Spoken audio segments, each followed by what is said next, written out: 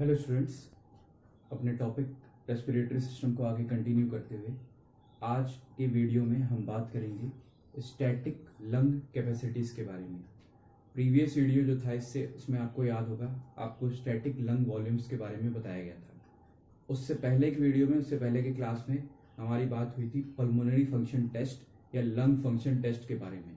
ये क्या है? ये कुछ टेस्ट हैं जो क्या करते हैं, कुछ चीज़ों को मेजर करते हैं और हमें ये बताते हैं कि हमारा लंग्स ठीक तरीके से फंक्शन कर रहा है कि नहीं, उसमें फिजियोलॉजिकल फंक्शन ठीक तरीके से चल रहा है कि नहीं चल रहा है, या अगर उनके वैल्यू में कोई प्रॉब्लम आती है तो कोई पैथोलॉजी तो हमारे लंग्स के अंदर चल नहीं रही है। ये हम मेजर करते हैं लंग फंक्शन टेस्ट के अंदर। उसके पहले आपको याद होगा कि आपको बताया गया था कि लंग फंक्शन टेस्ट दो प्रकार के होते हैं। एक होता है पहला स्टैटिक लंग फंक्शन टेस्ट और दूसरा होता है dynamic lung function test. Static lung function test किस पे आधारित होता है? वो आधारित होता है वॉल्यूम के ऊपर, कितना वॉल्यूम ऑफ एयर ब्रीथ इन किया और ब्रीथ आउट किया। और डायनेमिक लंग फंक्शन टेस्ट आधारित होता है किसके ऊपर? टाइम के ऊपर, रेट के ऊपर, कि कितने समय में कितना वॉल्यूम आ और जा रहा है हमारे लंग्स के अंदर। उसमें भी आपको बताया गया था कि स्टैटिक लंग फंक्शन टेस्ट दो प्रकार के, उसमें दो चीजें आती हैं। एक पहला है स्टैटिक लंग वॉल्यूम और दूसरा है स्टैटिक लंग कैपेसिटीज। तो इससे पहले वाला जो वीडियो था, 3-4 दिन पहले जो हमारा वीडियो बना था, उसमें बात की थी हमने स्टैटिक लंग वॉल्यूम्स के बारे में। 4 प्रकार के वॉल्यूम्स आपको बताए गए थे। पहला था टाइडल वॉल्यूम, दूसरा था इंस्पायरेटरी रिजर्व वॉल्यूम, तीसरा था एक्सपायरेटरी रिजर्व वॉल्यूम और चौथा था रेजिडुअल वॉल्यूम। इन चारों की बात हमने प्रीवियस वीडियो में की थी। आज हम बात करेंगे स्टैटिक लंग कैपेसिटीज की, जो हमारे स्टैटिक लंग फंक्शन टेस्ट का दूसरा पार्ट है। ये क्या होते हैं और इसके अंदर कौन कौन सी चीज है, तो ध्यान दीजिए इसमें। पहला point, these are the combination of 2 or more lung volumes. मतलब स्टैटिक लंग कैपेसिटीज क्या होते हैं? ये स्टैटिक लंग वॉल्यूम्स जिसकी बात हमने अभी की, 4 प्रकार के जो स्टैटिक लंग वॉल्यूम्स हैं, उन चारों में से कोई 2 या 2 से ज्यादा को जब कंबाइन कर दिया जाए, एक साथ मिला दिया जाए, जोड़ दिया जाए, तो हमें क्या मिल जाता है? हमारे लंग का स्टैटिक लंग कैपेसिटीज। मतलब उन लंग वॉल्यूम्स को एक साथ जोड़ने के बाद जो चीजें हमें मिलती हैं या प्राप्त होती हैं, उनको हम लोग बोलते हैं हमारे लंग्स का स्टैटिक लंग कैपेसिटीज। तो जिस प्रकार से स्टैटिक लंग वॉल्यूम्स 4 टाइप्स के होते हैं, उसी तरह स्टैटिक लंग कैपेसिटीज के अंदर भी 4 प्रकार, 4 टाइप्स आते हैं। वो कौन कौन से हैं, एक एक करके देखिए, ध्यान दीजिए। पहला जो स्टैटिक लंग कैपेसिटीज है उसका नाम है इंस्पायरेटरी कैपेसिटी, दूसरा है वाइटल कैपेसिटी, तीसरा है फंक्शनल रेसिडुअल कैपेसिटी और चौथा है टोटल लंग कैपेसिटीज। ये 4 टाइप्स हैं किसके? स्टैटिक लंग कैपेसिटीज के। तो एक एक करके हम चारों के बारे में देखते हैं कि उनका डेफिनेशन क्या होते हैं वो और उनकी कितनी वैल्यू है। तो पहले बात करते हैं इंस्पायरेटरी कैपेसिटी की। शॉर्ट में इंस्पायरेटरी कैपेसिटी को आईसी से डिनोट किया जाता है, आईसी लिखा जाता है। तो देखिए क्या है ये। IC is the maximum volume of air that is inspired after normal expiration। एक एक वर्ड को ध्यान से लीजिएगा, समझिएगा। After normal expiration, normal expiration करने के बाद, मतलब नॉर्मल आराम से क्वाइटली एयर को लंग्स से बाहर या बॉडी से बाहर निकालने के बाद कितना मैक्सिमम, कितना ज्यादा से ज्यादा वॉल्यूम ऑफ एयर हम लोग इंस्पायर्ड कर सकते हैं। मतलब एक किया हमने क्या, नॉर्मल इंस्पिरेशन, उसके बाद नॉर्मल एक्सपायरेशन। नॉर्मल एक्सपायरेशन करने के बाद और कितना जोर लगा करके मैक्सिमम कितना वॉल्यूम ऑफ एयर हम लोग इंस्पायर्ड कर सकते हैं, लंग्स के अंदर या अपनी बॉडी के अंदर प्रवेश करा सकते हैं, ये होता है हमारा इंस्पायरेटरी कैपेसिटी, शॉर्ट में आईसी। नेक्स्ट पॉइंट में देखिए, it includes tidal volume and inspiratory reserve volume.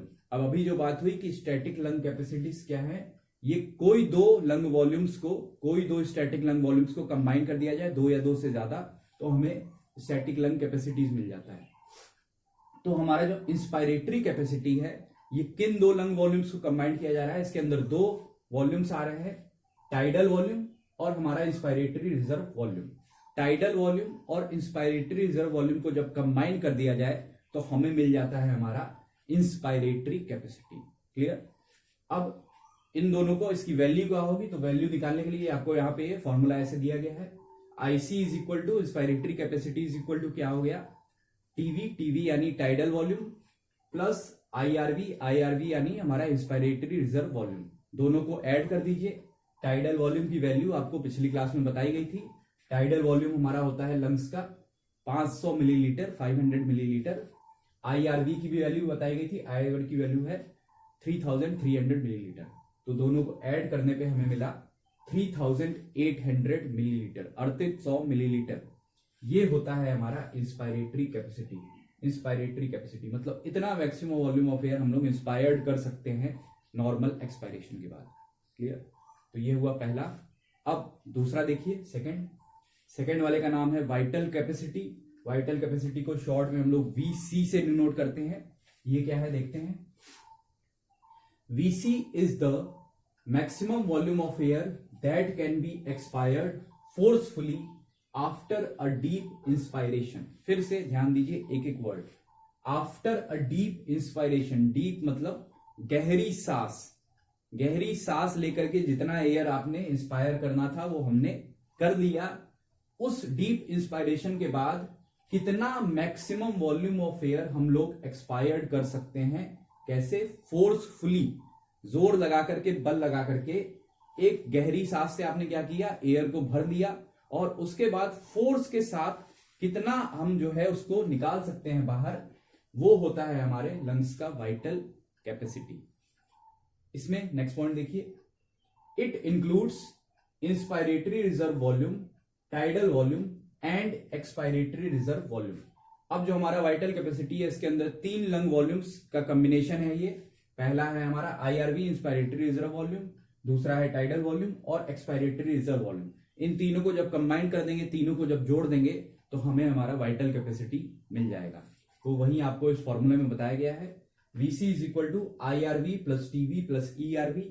IRV की वैल्यू 3300, टीवी की वैल्यू 500 और ईआरवी की वैल्यू आपको बताई गई थी 1000 मिलीलीटर।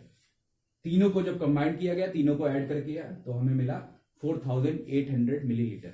ये होता है हमारा वाइटल कैपेसिटी हमारे लंग्स का। तीसरा देखिए, तीसरा है फंक्शनल रेसिडुअल कैपेसिटी, शॉर्ट में इसको एफआरसी से डिनोट करते हैं। ये क्या है देखिए, FRC is the volume of air remaining in lungs after normal expiration. ठीक है, नॉर्मल एक्सपायरेशन, आराम से, नॉर्मल और फोर्सफुल, इनका आप डिफरेंस याद रखिएगा। नॉर्मल एक्सपायरेशन, आराम से एयर को छोड़ने के बाद, ब्रीथ आउट करने के बाद कितना वॉल्यूम ऑफ एयर हमारे लंग्स के अंदर रिमेनिंग रह जाता है, उसको हम लोग बोलते हैं फंक्शनल रेसिडुअल कैपेसिटी। ठीक है, तो नेक्स्ट पॉइंट में देखिए, इट इंक्लूड्स, इसके अंदर 2 प्रकार के लंग वॉल्यूम्स आ रहे हैं, 2 का कॉम्बिनेशन है ये। पहला है एक्सपायरेटरी रिजर्व वॉल्यूम और दूसरा है रेसिडुअल वॉल्यूम, ईआरवी और आरवी। जब इन दोनों को जोड़ दिया जाए तो हमें मिल जाएगा हमारा फंक्शनल रेसिडुअल कैपेसिटी। तो यहां पे इन दोनों को ऐड किया गया है। ईआरवी है हमारा 1000 मिलीलीटर, आरवी है हमारा 1200 मिलीलीटर, दोनों को ऐड कर दिया गया, हमें मिला कितना, 2200 मिलीलीटर। ये होता है हमारा फंक्शनल रेसिडुअल कैपेसिटी की वैल्यू, नॉर्मल वैल्यू।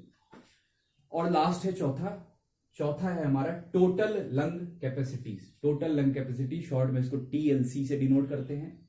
ये क्या है देखते हैं, TLC is the volume of air present in lungs after a deep inspiration. Deep inspiration, गहरी सांस, गहरी एयर जितना आप भर सकते थे उतना आपने क्या किया, लंग्स के अंदर भर लिया। उस डीप इंस्पायरेशन के बाद कितना वॉल्यूम ऑफ एयर अभी हमारे लंग्स के अंदर प्रेजेंट है, वो होता है हमारा टोटल लंग कैपेसिटी। मतलब यहाँ पे अभी एक्सपायरेशन की बात नहीं है, यहाँ पे क्या किया, जोर लगा के डीप जितना एयर भर सकते थे भर दिया और वहीं पे रुक गए। तो भरने के बाद कितना वॉल्यूम ऑफ एयर लंग्स के अंदर हमारे उस समय प्रेजेंट है उस टाइम में, वो होता है हमारा टोटल लंग कैपेसिटी, टीएलसी। तो नेक्स्ट पॉइंट में देखिए, it includes all the volumes.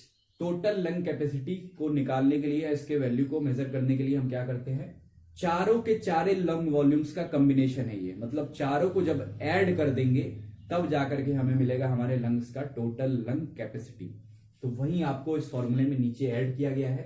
TLC यानी total lung capacity is equal to IRV भी आ गया है इसमें, TV भी आ गया है, ERV और RV, inspiratory reserve volume, expiratory reserve volume, tidal volume और रेसिडुअल वॉल्यूम, चारों का कॉम्बिनेशन।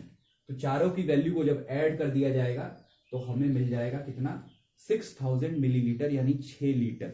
तो 6000 मिलीलीटर ये होता है हमारा total lung capacity. Deep inspiration, गहरी सांस लेकर के इतना वॉल्यूम ऑफ एयर हम लोग अपने लंग्स के अंदर भर सकते हैं, ये हमारे टोटल लंग कैपेसिटी। तो ये आज के क्लास में बात हुई static lung capacity, static lung volume और स्टैटिक लंग कैपेसिटी, दोनों को हमने यहाँ पे डिस्कस कर दिया इस टॉपिक में। तो आज के टॉपिक में इतना ही। Thank you.